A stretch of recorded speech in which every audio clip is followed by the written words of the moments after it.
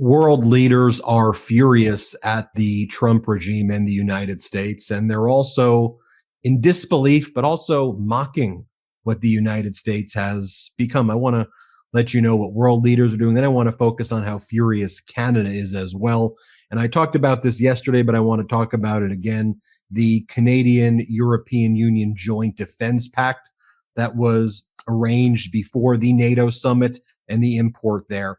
We saw Ireland's Labour leader on the floor of their parliament holding up a photo of a baby bald J.D. Vance, because apparently this is one of the reasons that a Norwegian tourist, 21 years old, was refused entry to the United States and deported after ICE found that meme on the phone. Now, after that went viral, the Department of Homeland Security said, no. It was for a lot of other reasons. But wait a minute. The United States Embassy in all countries right now is issuing a warning that if you travel into the United States and you have your social media on private, that there could be serious repercussions, because the Trump regime wants to go through everybody who enters, anybody who wants a visa. They're going to go through your social media. They're going to go through your direct messages to make sure it comports and is compliant with the regime. I mean, they said that that's what they're going to do. So I'm not sure why they're denying that the baby Vance meme is not the reason. But here's what happened when the Ireland Labour leader went to their floor of parliament. Let's play this clip. Unthinkable in a Western democracy. This week, a young Norwegian tourist detained by ICE at Newark Airport and sent back to Oslo. Why? He had this meme on his phone, Minister. A meme depicting Vice President J.D. Vance as a baby. I mean, extraordinary. Extraordinary. That a young person with this amusing meme on their phone depicting a public person, that this would be used as an excuse to detain him for 5 hours and then deport him back to Oslo. So, Minister, I welcome the Taoiseach's commitment to raise this serious issue with the US ambassador. But as the line minister for issuing visas, what can you do to reassure young people here who hope to travel to the US on a J1 visa but are fearful of this treatment? There's very little I can do about the US immigration system. Like, I'm trying to put rules in the Irish immigration system. I can't control the US immigration system. I think it is regrettable that these new measures are being introduced by the United States. I welcome the fact that the Taoiseach and the Taoiseach have indicated that they think it's inappropriate. We'll mention it with the US authorities. Hundreds of thousands, probably millions of Irish people have a great time on J1 visas. They're still doing it this year. They've done it in the past, and I think it'll continue into the future, Deputy. You think so? You think that it's just going to, everyone's arriving here and just having a jolly old time? Anyway, here I just want to remind everybody, Prime Minister Carney at the EU-Canada summit that they held on the side of the NATO summit, Prime Minister Carney talks about moving beyond the past and into the future, which is obviously a reference to goodbye United States. Here, play this clip. So we're meeting now in that context in, as you just said, in hard times. We might say even a hinge moment of history, a world that's more dangerous and divided, a time where the rules-based international, the global order, rules-based global order is under threat, in a time when technological change is accelerating. And we really have two choices. This is a jurisdiction as a country in this circumstance. We can nostalgically look back and long for the old order to somehow return, or we can build a new one with purpose and partnership. And as the most European of the non-European countries, Canada looks first to the European Union to build a better world. And that's what today is about. It's about building on our triple alignment of values, of interests, and of trust built over the years. And so today, this is a new era of cooperation. Our strategic Canada-EU or EU-Canada strategic partnership for the future will build a new and deeper relationship that brings us closer together, from defense to digital, from supply chains to security. We're launching comprehensive negotiations across multiple areas of cooperation, connection, trade, security, digital, climate. And this will make us both more resilient and more prosperous.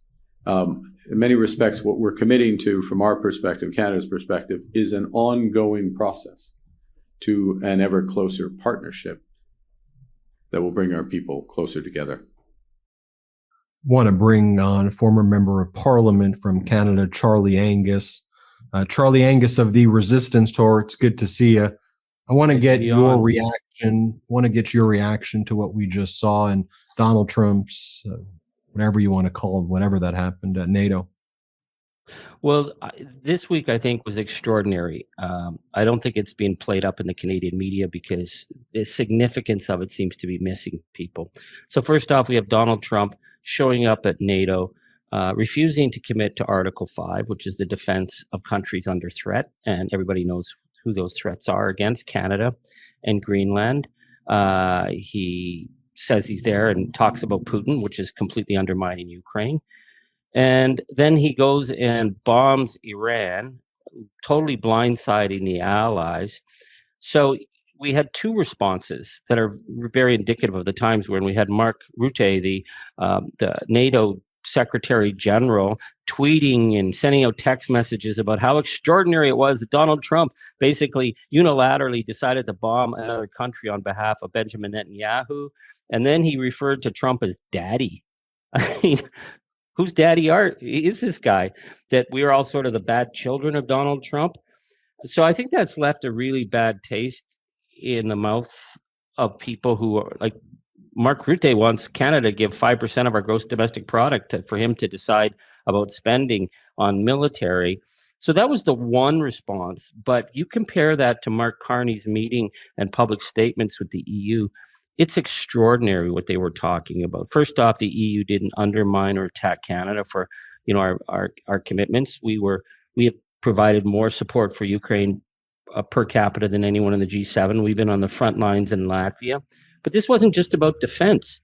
They were talking about bringing Canada very much in line with the EU on our values. And some of the references were total marks against MAGA, that they talked about. They were both, Canada and the EU were going to defend economic or academic and scientific freedom.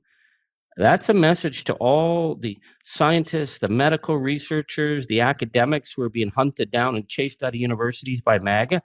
Imagine if Canada and the EU start saying, bringing all these research refugees and welcoming them in. They talked about Juno Beach, the Canadian D-Day, but then talked about it in terms of fighting climate change. We know that MAGA and MAGA Maple are absolute climate denialists, totally all in on the big oil agenda. Mark Carney and the EU are talking about a value system that is completely at odds with Donald Trump's America. So when he talked about a hinge moment of history, I think we're watching something extraordinary happen. Talk to us now about the fallout of the U.S. strikes on Iran.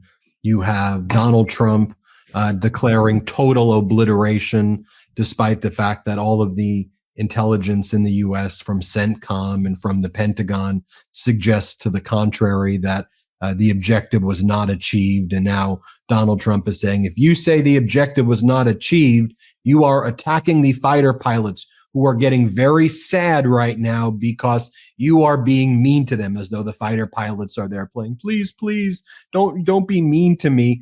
But to me, it projects kind of total and utter weakness. Again, it looks like Trump is so thirsty for deals. I need a deal, that he gets himself into the problems, wants a deal right away, creates bigger problems, doesn't even achieve the objectives that he sets out by his own terms, and then moves on to the next one. It's just the Pied Piper of just ridiculousness. What do you make of it all? Well, I think Mark Carney, I'm giving him the benefit of the doubt. I've spent 20 plus years in Parliament, and I've heard really great vision statements. And the one thing I've learned is all those vision statements usually don't amount to very much.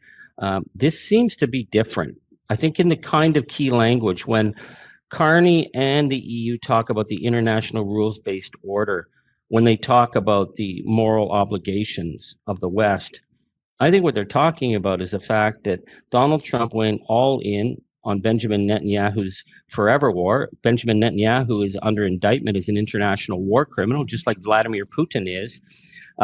Trump swore in the media. And you saw, again, the Secretary General of NATO running to the defense of Trump.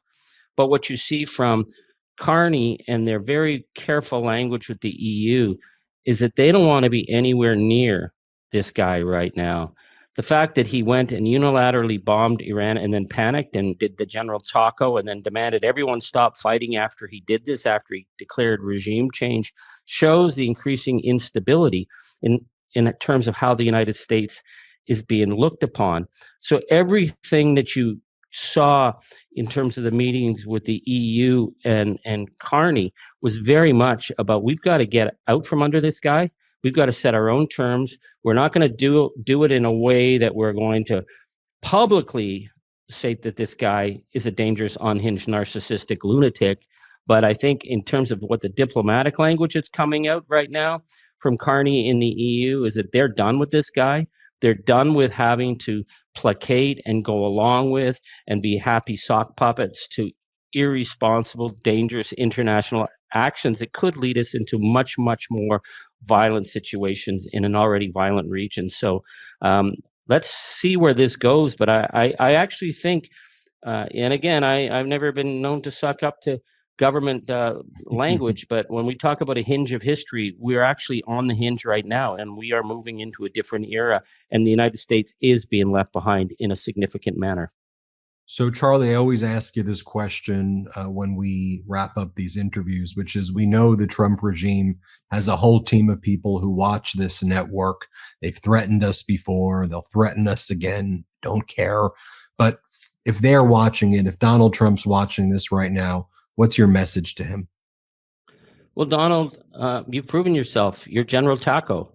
I mean, you risked a complete escalation of a dangerous situation by pouring gasoline all over the arson of Benjamin Netanyahu in the situation in Iran. And then you panicked. You went to NATO and you shouted and hollered. But what you saw is that the allies are talking about a value system that you do not understand, a value system about human rights, which you do not support, a value system about the rule of law, which you are actively undermining, a value system about academic freedom and support for scientific region, while you've got anti-vax, lunatic, grifter influencers taking over key positions and leaving the United States more and more isolated. So yeah, I can see why you're swearing at the media, Donald. It ain't looking good for you. But what we're seeing now is that Canada is saying for the first time that its values are European. Its values are with the people of Europe. We've never said that before. We've always seen ourselves within the Americas. But as long as you're there, Donald, we're not there with you. You've just left yourself more isolated. You've left your country weaker. You've left yourself looking like a sock puppet of Vladimir Putin at the G7 and at NATO. And the rest of us, we're moving on. So we know you're going to come back and you're going to threaten us again. And you're going to tell us our 30 days are up and you're going to threaten this, that, and the other. But what are the Europeans talking about? They're talking about a critical minerals deal with Canada.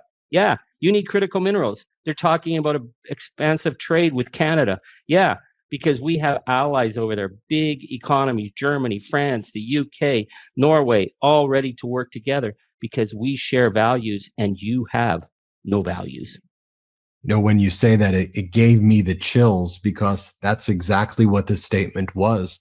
It was Canada saying, we're European. That's what they said. And we're not identifying with you anymore, United States of America. I think that speech is going to go down in history. I'm with you. I try not to think in hyperbolic language when I hear things like that. But one of the biggest statements and speeches, I think, in geopolitics we've seen. Charlie, thanks for the work that you're doing. A reminder that Charlie and the Resistance Tour travels around Canada. And it's always great to get the feedback of the Meidas Mighty, as you say, from the mining towns to the towns on the water. There's Meidas Mighty from coast to coast in Canada. Thank you. And thanks. Meidas Maple loves, they're watching. And to our Meidas supporters for my resistance all across the United States, all over the world, thanks for the support. We're in this together. We all got to have each other's back because we are taking on in the age of fascism. And we're going to be standing at the end of the day when Donald Trump is long gone. Hit subscribe. Let's get to 6 million.